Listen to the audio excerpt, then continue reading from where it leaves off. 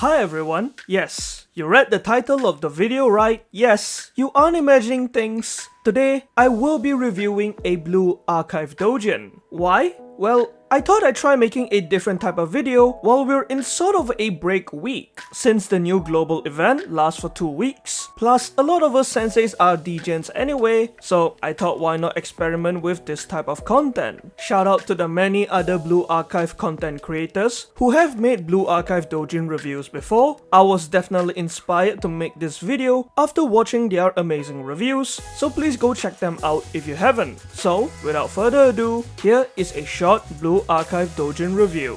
Before we get into it, I will be evaluating this doujin based on 3 aspects: the story, the art style, and the wankability, I guess? I don't know what's the right term yet, but basically if I think it's enough to make you and me buzz. Plus, at the end of the video, I will give my personal rating out of 10 based on all the discussed aspects. Again, please keep in mind that these are my own opinions, so if you have a differing one, please feel free to comment down below your thoughts on the doujin if/once you read it. In today's video, we will be looking at this particular doujin in the case of Kayoko, or Onikata no Bai, created by Sinobin Sensei. Apologies if I'm pronouncing it wrong. I'll leave their Pixiv and Twitter in the description below, and this is the nuclear code to one of the English translated versions: 412013. It was translated by Mesugaki TL, and these are the tags: wings, small breasts, so female, and so male. The reason I chose this doujin is because it is one of the first Blue Archive doujins that I ever read. Back in 2021, when there were only like maybe 20 or so posts under the BA tag on a certain website, and there was a severe lack of Kayoko fan content. Not to mention, I am a huge Kayoko fan, as many of you are already aware of, which is why I wanted to focus on a doujin about her. So, with all these, I thought it'd be fitting to revisit it a few years later and discuss it as part of my first doujin review. Now, let's start with the story. It's honestly a pretty simple one. It starts off on a rainy day, as Kayoko blows on her cold hand to keep it warm.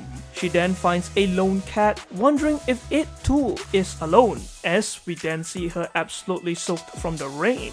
Next, in comes Sensei, who's walking back to Chalet alone in the rain, presumably from the convenience store, where he then sees Kayoko kneeling next to the cat. The doujin then shifts scenes to inside of Chalet. Sensei has invited Kayoko and the cat inside to take shelter from the rain, and we find out that Problem Solver 68's office was exposed and overrun by the Prefect team, and Kayoko was separated from Aru, Mutsuki, and Haruka while escaping. Sensei is thankful that Kayoko, who is sitting nervously with a worried expression, and the cat, who is sleeping soundly on a towel next to a heater after being dried off, are safe. He then attempts to leave and head to his room to rest, but Kayoko gently tugs on his shirt, wanting his comfort and asking him to take finder's responsibility. Kayoko then lays down on the bed with her skirt lifted, exposing her panties, and Sensei wonders if it's fine to do it, which Kayoko agrees, stating that this is all she can do to, I suppose, repay him, since she is a delinquent. Sensei then touches her down there, which immediately stimulates her, as evident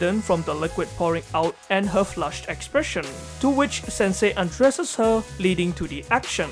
At the beginning, we get a glimpse of Sensei's inner thoughts, as he feels that he can't view Kayoko, a student who spends her time with abandoned cats, as a delinquent, and he laments that a teacher who can't say no isn't fit to be a teacher in the first place. From there, Kayoko admits her jealousy of Sensei constantly being with other girls, and she states that she will be doing it with him all night long. Fast forward a few pages later, Sensei and Kayoko are lying together in bed, with Sensei offering Kayoko the chance to stay at Chalet, not just for tonight, but if she doesn't have a place to go, alongside the cat and all of Problem Solver 68. Kayoko replies with tears in her eyes and a crying face, calling Sensei a sweet person. It is then morning. Sensei wakes up wondering where she is. He finds a note from her, who states that she is going to find the other members. And while she was happy that Sensei wanted her to stay, she couldn't allow herself to be spoiled anymore, and she apologizes for not being able to return the favor. We then see Kayoko walking, listening to music, with the cat accompanying her, marking the end of the doujin. So, what are my thoughts on the story? Well, for me, I did enjoy it, mainly due to its heartwarming theme. Again, this doujin was released back in the early days of Blue Archive, when us Kayako fans had to feed on whatever crumbs that we had, and there weren't as many heartwarming stories about Kayako and Sensei as there are now.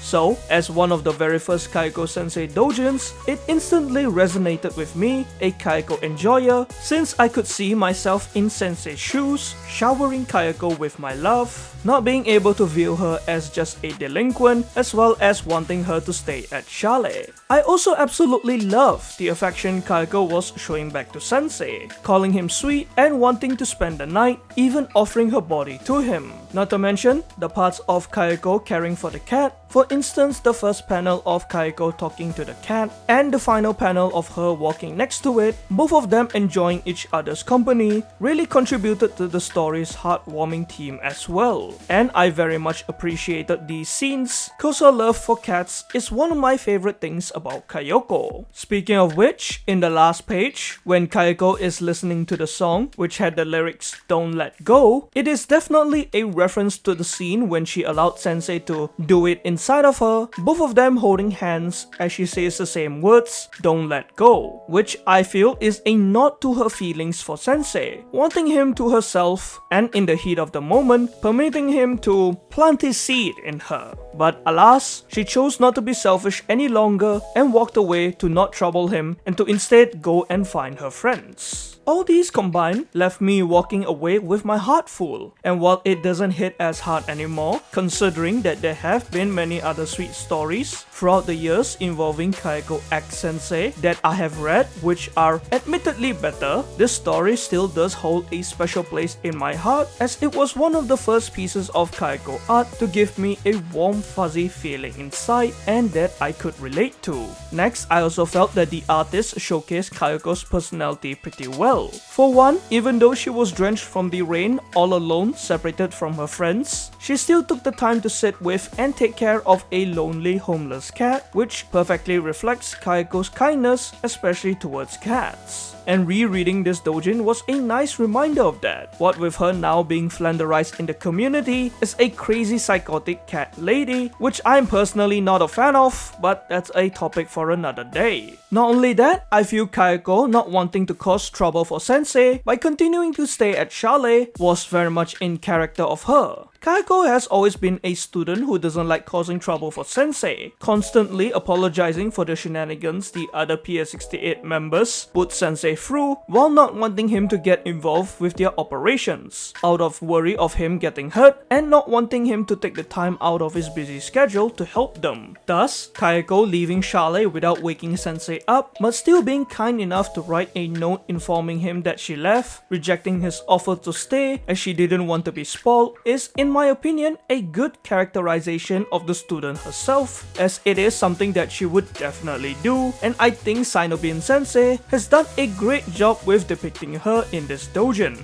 Other than those, I did quite like Kayako's slight aggressiveness during the sex scenes, with her wanting to do it all night long and allowing Sensei to do it inside. I mean, for some people it might seem out of character, but personally I like it, cause I can actually kinda imagine Kayako as the assertive type in bed. Finally, I like to talk about Sensei himself, as I thought his depiction in the doujin story was decent. I appreciated being able to see his inner monologue, as we could see his feelings for Kayako, plus his hesitation in having sex with her since he is her sensei, but ultimately choosing to do so. I also like that Sensei invited Kayako, the cat, and PS68 to stay in Chalet, which is not just a way to show off his responsibility as a teacher to protect his students, but also his own way of expressing his adoration for Kayako. Hence, I felt that Sinobin Sensei's portrayal of Sensei in this story was pretty good. He was just your regular simple sensei, but sometimes that's all you need in your Blue Archive story. Now, moving on to what I didn't particularly like about the story, and I had one glaring problem with it. The story felt a bit too rushed. When Sensei finds Kayako and brings her back to Chalet, they talk about the situation for only one page, before shifting to her asking Sensei to take responsibility, and then immediately we start getting into the action, which to me just felt a bit too fast. Personally, Kayako asking Sensei to take responsibility all of a sudden just cause he saved her and then immediately switching scenes to them about to have sex just felt kinda weird, and I wish Sinobin Sensei expanded on this a bit more, like giving 1 to 2 more pages of build-up. For instance, maybe show Kayako's inner monologue /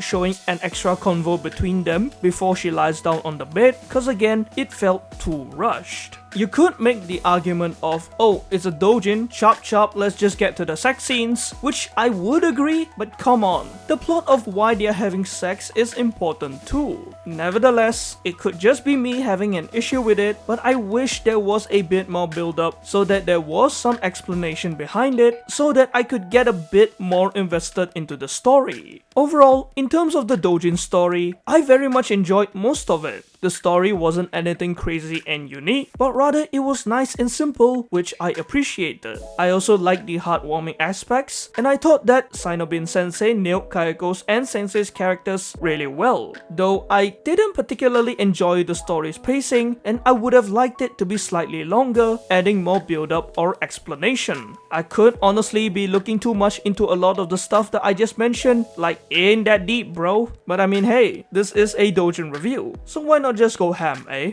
Let's move on to the art style. And this is a pretty short segment as I didn't really have any qualms about it and I enjoyed it. Personally for me, whether it be a doujin or a manga or whatever, I'm someone who has to vibe with the art style first before anything else. And if I don't, I'll most likely not read it. For this doujin, while the art style isn't my personal favorite, nor is it even up there as one of my faves, I still think it's quite good. I really liked Kayako's design the most. I mean, no surprise there. Especially in this panel when she's shy in asking Sensei to do her. This panel of her listening to music, since you can see her fierce quote-unquote scary eyes in detail. The scene of her walking alongside the cat, I think it's really well drawn cause there's no dialogue, signifying her preference to have some peace and quiet alone with the things she loves, aka a cat and her music, and her face when she boldly claims that she's gonna fuck Sensei all night long. Hot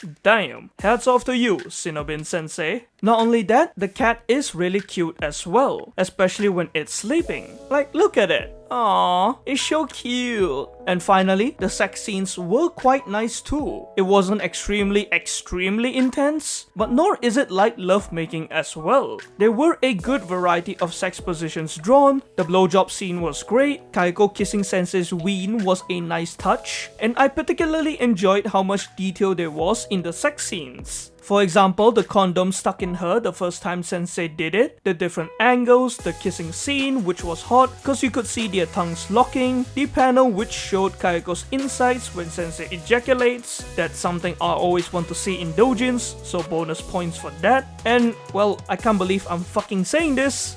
The cock looked pretty good and it was fairly big.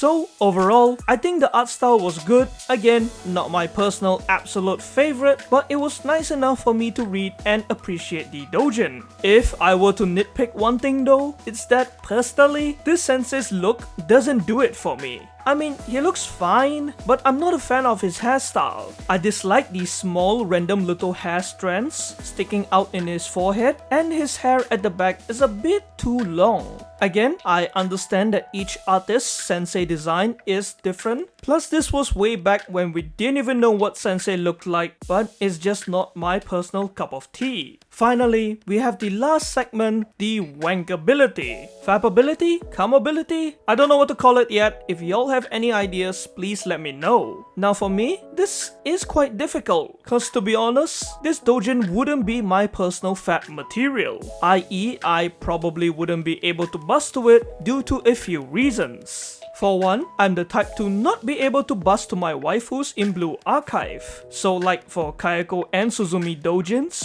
while I will still read them for a good story and to see my waifus, I probably wouldn't be able to fab to them unless I find it really hard. But even then, that's pretty rare. The same goes for this Kayako doujin, where I can't wank to it, but instead it would act as sort of a catalyst to get me in the mood. Kinda like how when you see or smell good food and you get hungry, something like that. Another reason is that while I did enjoy seeing the sex scenes in this doujin, it's again personally not enough to make me buzz, and I would require something a bit more intense. Plus, the doujin's tags aren't exactly my preference, and if it had a few more tags that I am a fan of, which I won't get into, the doujin would rise in the fappability scale for me. On the other hand, I can, for some reason, envision someone using this as their porn material, cause like I said, it is pretty hot. For instance, the mating press with the internal ejaculation, I'm not gonna use the word, you know what I'm talking about, the cock kissing at the start of the action, the intense kissing between Kayako and Sensei, as well as the many close-up scenes. Thus, in my opinion, I definitely believe there are senseis out there who could rob one out to this doujin. So, overall, in terms of wankability, subjectively for me, this doujin is pretty low on the scale, around 2 to 3 out of 10, but objectively speaking, it would be 6 to 6.5, maybe 7 out of 10, cause I can see someone fapping to this doujin as it is fairly hot. With everything said and done, it is time for my final personal rating for this doujin. And after much consideration, I'm giving it a 7.5 out of 10. I very much enjoyed the simple sweet story as I love the wholesome relationship between Kayako and Sensei as well as their good characterizations. However, I have to deduct points as I felt it was too short and a little rushed. I also liked the art style, it was pretty neat, and I thought a lot of the scenes were well drawn. But it admittedly isn't one of my favorites, plus I'm not a huge fan of this sensei's design. Finally, while I had to reduce the rating a little, since I personally don't think this doujin is good enough to make me buzz, I can still recognize this doujin to be good enough as fat material for others, since it is quite hot. So overall, after factoring in all these positives and negatives, I decided to give it a 7.5 out of 10. If I had reviewed this doujin a few years ago, back when it first came out, my rating probably would have been higher, around 9 out of 10. Unfortunately, I am unable to give it that high of a score now, since I have seen and read other Kayako doujins